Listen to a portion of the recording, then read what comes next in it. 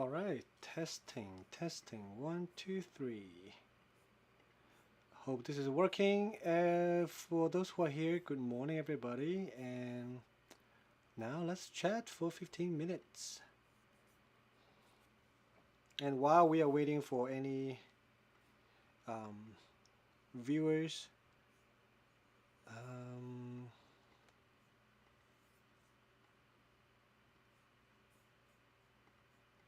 let's go over a few questions that are in the doc, which I essentially documented from the previous few sessions that I did not get to fully answer, or the live stream just didn't work out, getting choppy and latency and all that.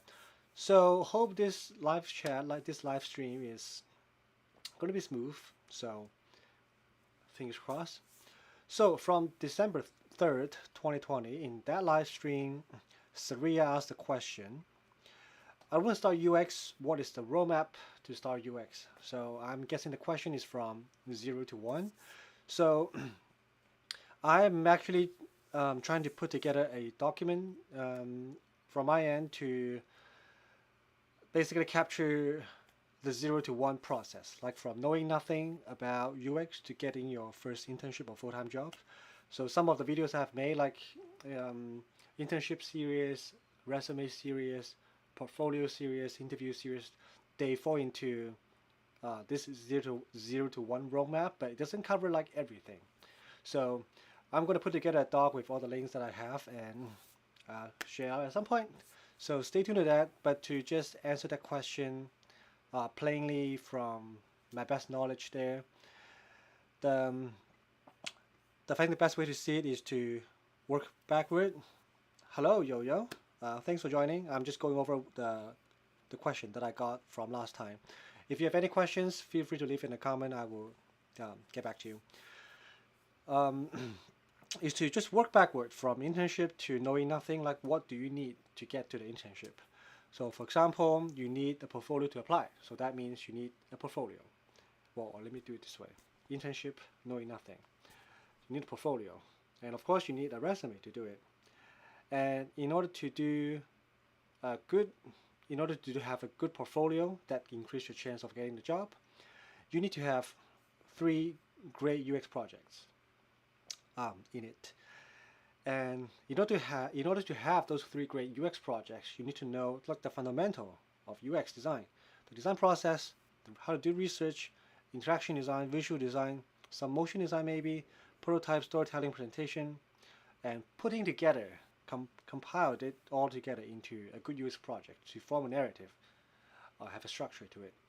And then you work your way back all the way to knowing nothing. So there's always a path to get your first internship or full-time job from knowing nothing. It's not the most, let me rephrase, it is straightforward, but it has a lot of steps. But it's very doable as long as you're willing to put the work into it, you're interested in it, you're motivated enough, you find it interesting enough, you're passionate about, that should be fairly easy for you.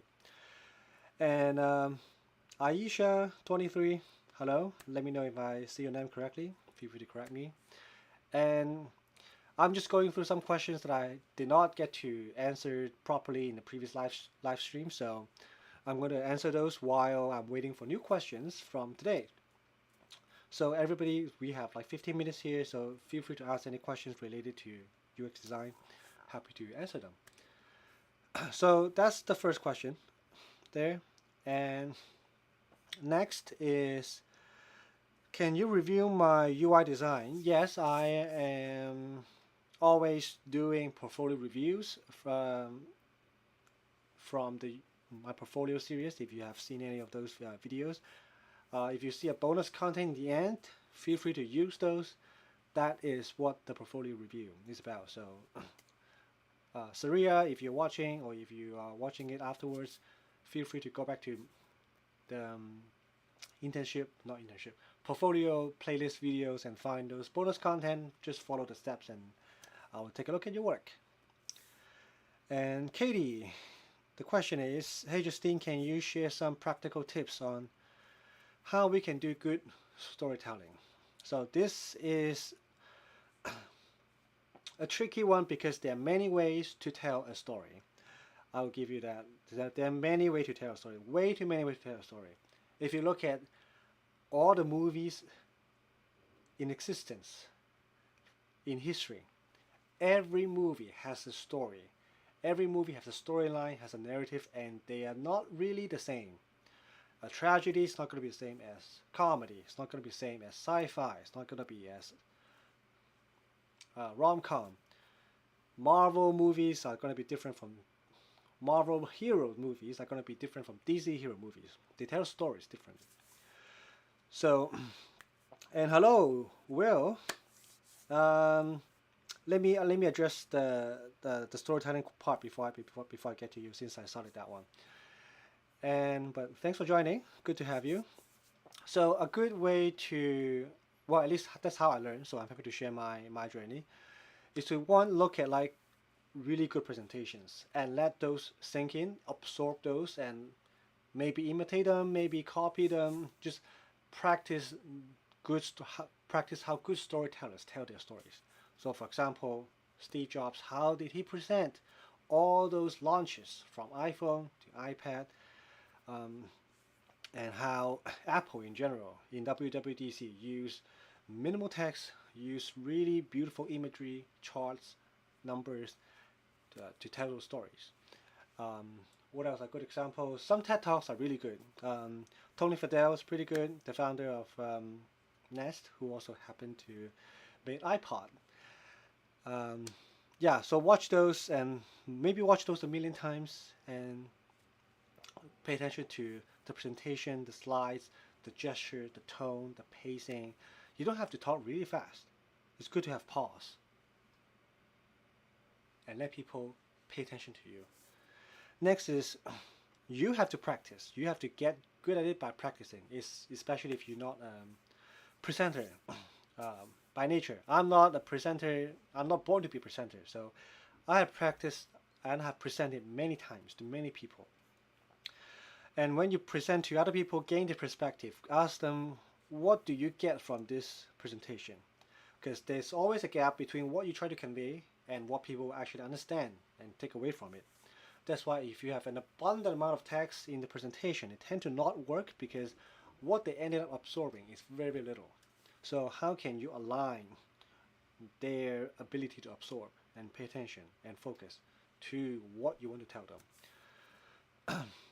And of course, iterate your techniques. That's what designers do. We keep doing iterations so you can perfect the same story. So you can actually tell the same story over and over and over, from V0 to 1, 0 to 1, 2, 3, 4, 5.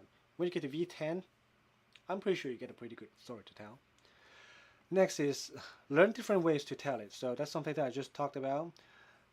Just look at movies, look at something called emotion arc. Different genre will tell a story differently, and it will cause an audience to have different emotional response throughout the plot. Maybe it's negative first, and then it goes, or let's do this with negative first, and then it goes up, or maybe it's positive first, and then something dramatic happens. Everybody's sad. So how's your way to tell your story? Number 4, take a look at storytelling masterclasses. There are a lot of workshops and classes you can take a look at. Some of them are pretty good. Some of them are, I don't know. So take it what it's worth. And okay, I'll get to Will's question now, and I'll dive back to this one. So Will's question: how do you know when your visual design skills are good enough for a junior design role? That's a fantastic question. I have asked that before. Let me see. There are a few ways to look at it. One is if you are still in school, you will probably see a few classmates. Let me actually switch back so it's not as distracting. You might see a few classmates that are really good at visual design. So compare what you have to what they have and see where the gap is, and even ask them, what would you change my design? So if the change is quite minimal, that means you are leveling pretty well with those good visual designers. I have to say I'm not the best visual designer at school. So I do see people like better than me, so I try to learn from them, work with them, and grow over time. So from your peers' feedback, that's like one way. Another feedback is apply to the roles, see if you get any responses. This is one great way to kind of benchmark where you pass the really first impression based visual design uh, round, or basically a visual pass of your portfolio work. Because if I'm hiring, if I'm a hiring manager, if I'm the recruiter, if I look at the portfolio visually as a portfolio, I don't even have to click into the project portfolio itself. If it's not visually cohesive, doesn't have clarity, things are aligned, misaligned everywhere, that for sure that's already a red flag. Clicking into the projects are not really worth it anymore.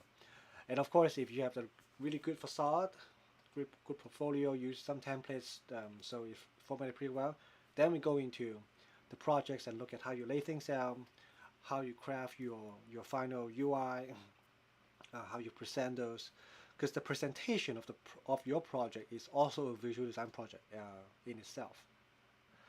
Um, so look at that. So if you get responses, it pretty much means that you pass the visual design uh, standard or baseline at least. But of course, you might pass that, but then your UX is um, below average, then they will also pass that. So if you get responses, get interviews, that means you pass. But if you don't, that doesn't mean you didn't pass. So take it what it was worth. Number three is just ask professionals in the industry. Um, LinkedIn, co-email somebody, ask them to take a look at the portfolio, see what they think about it. And specifically ask for visual designs if that's what you are eyeing for. Let me see what else. Number four is something you can do on your own, doesn't rely on anybody, is to look at your visual design, compare yourself against the best in the industry. Look at Apple, look at Airbnb, look at Pinterest, um, Duolingo, design forward, design driven companies. Look at your UI design if you're specifically talking about UI design and visual design. Compare yourself to the gods, to the masters. See if you spot any gaps. Because one of the great skills that designers should have, is to have really critical eyes. Not just about other people's work, but also your work. But essentially, it should be the same eye, it's just different subject that you're looking at. If your eyes are critical enough, you should be able to spot the difference. If the difference is too big, maybe that's something that you need to work towards. But if the gap is minimal, then maybe you're already at a really good spot. Um, yeah, those are four things that I can think of to kind of assess your visual design skills and your level with other people or by yourself. So yeah, Will, does that help? Let me know in the comments so I know if I have anything to follow up or if you have any follow-up questions. And Yo-Yo and Aisha, if you have other questions, feel free to join as well. But while I'm waiting, let me get back to Katie's second question. So let's switch back to this. I think this is the last one from the previous session. So Katie was asking any tips on how I can make my application stand out from thousands of applications if I'm applying for Google, Microsoft, Spotify, big companies. So I have four also here, 4 points. If you apply early, that's always a good thing that you stand out. And if you have great resume, great portfolio, everything aligns to be, oh, Saria, hi, I was just going over your questions. And if you apply early, you definitely get an advantage because you get to look at first. And if you have great work, you seems like an ideal fit, you get an interview, you pass everything, you get hired. Everybody that come behind you is gonna be not the competitors anymore. And when that leads to the second and the third point, you have great resume, you have good portfolio. So even you maybe apply a little bit late, but you have better resume, better portfolio than the two people in front of you in the line, then you will also stand out from that. So it's really about the content that you submit with your application that will uh, determine most of the time where you fall into application, whether you stand out or you fall into the general pool. And you can also reach out and follow up, reach out right away. So you applied, and then you find a recruiter on LinkedIn, message them, hey, I applied to this role, it's very excited, like show your enthusiasm, show your passion, share maybe one line or two, don't go for an essay. Like, I'm really excited about this opportunity, it's like a great fit, I want to work on this area, and thanks for your time, thanks, thanks in advance for looking at my application, blah, blah, blah. Let me know if I can clarify anything. Sent. That's you good to go. Um, Generally speaking, people who apply early, they will get priority because they will get interviewed first, assuming their portfolio and resume pass the screening, and then everything will just go in the order of the queue. Who comes in first and next? Because you need to be fair for those who spotted the post early and applied early. So I can speak with my experience that I applied late last year to some positions, and I was a great fit according to the hiring manager, but I was too late. They already taken somebody, interviewed them, got an offer. So if you see something, apply, and make sure you have great material to apply with. So that's like a debate, a juggle between, or a balance of applying early and having great materials. If you already have great application, portfolio, resume, great, apply as early as you can. But if you're still trying to work on it, then you have to gauge, if you apply one day later, how much value you can add to your portfolio and resume to kind of up your application score or chances. Okay, so that's the last question from Katie. So let me hop back to the chat. Boop. And I noticed we're going out of time already. Okay, last question for Saria, but let me just see what we were saying. Thank you, self-taught designer working on a good portfolio together, and your content has been really valuable and organized my thoughts. Thank you, Will. I explicitly made like 4 series, internships, resume, portfolio, and interviews. So check those out if you have not already. They should set you up for not for success necessarily. I cannot guarantee you that, but it should at least outline what you need to apply. Because just like what I've mentioned previously in the chat, let me just make it bigger. So Saria, how can your research be more effective? In terms of user research, you mean? I'll just take this as the last question for today. I can go over a little bit. If you don't mind, Saria, clarify what you mean by research. Is it discovery research before you start the design phase, or is like user testing, user research? Because those are different types of research, and I'll answer those differently. User testing research. Okay, I'll just take that. So after you have your design, you're ready to prove that you're right, or maybe find insight to show that you're wrong, and then you learn something, you iterate again. Oh, okay, sure. Before design phase. So user research before the ideation design phase is really about finding out or defining the problems. Like really drill into like users defining a problem to see, because you might spot a problem, but maybe your assumption is off. Maybe it's completely off, maybe it's a little bit off. So you have to really talk to the users that you're trying to design for and see what that pain point really is. You hear from them directly. You observe how they behave, how they interact with the apps, the products. So talk to them, observe what they do. Real users, of course. You cannot just imagine, talk to your designer peers for it. The closer you are to the end user, the better quality of research you will get.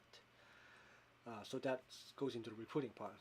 And of course, the number of users you're going to talk to, like sample size, is going to be important, because if you do interviews or survey to a massive amount of people, like 1,000, 10,000 people, versus doing two people research, you probably will see drastically different patterns, or maybe two is not enough to be statistically significant. So the sample size is the third thing. Fourth will be the questions that you draft. So make sure when you ask them questions, uh, ask in an unbiased way, so you don't you don't lead them to a specific direction that suits your narrative, because that's not helpful to your research, and the quality is going to be low, because what you want to find out is what they truly think and behave, not to guide them to what you want them to think. So tactics and strategies, asking questions, and when you ask them questions, look up something called semi-structured interview. So you don't launch straight to the questions. You don't go, the first question, you don't go, what's your pain point of using your iPhone? You don't go like that. You lead to the conversation. You have some like ice-breaking question. How are you? What do you do? What product do you enjoy using? Just get them in the conversation, get the flow going, make them comfortable, make them trust you, so they can share things that truly bother them on their mind. And then you launch your questions to do it that way. That will help increase the quality of your design, or not design, your research. And of course, in the end, you also in the let me start from the beginning. In the beginning, you should define what you're looking for in the research. Maybe you have a few questions you want to answer. What's the problem? What are some patterns? Maybe some statistical, quantitative, behavioral breakdown, percentage of user doing this, doing this, doing this. So you want to see a pattern. So define what you want to have, then form your questions, and then at the end, make sure that all the data, all the interview notes that you have is going to convert back to what you want to ask in the beginning. So when we do research in the industry, we always have a research plan, outlined, detailed. What is this research about? What do we want to find out? And then we start to dig into how we can find out about those questions. We design the research itself, and then launch the research, gather data, synthesize, compile, share out. Yeah, so hope that answers your questions, Saria. If you have any follow-up questions, feel free to jump to my next UX live chat at some point in the future, maybe next week, maybe next week. It's always on the weekend, so I'll try to do it in the morning earlier, so people can hop in before they go to enjoy their life. And yeah, so I will leave it at this. Hope this live stream is going smoothly. No hiccup. The mic is working. Everything goes great. Thanks, Will. Thanks, Saria. Thanks, Yo-Yo. Thanks, Aisha, for joining. I will see you all in the next live stream.